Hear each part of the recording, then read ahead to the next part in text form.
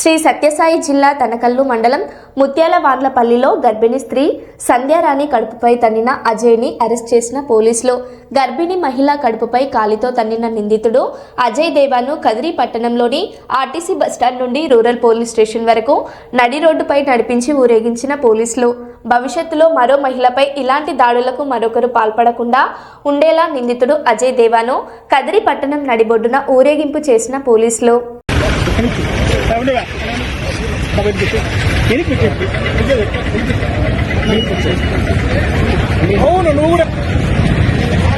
correct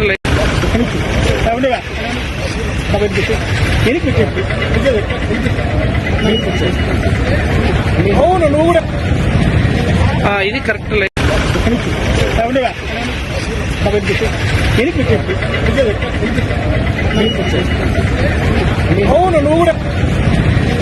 ఇది correct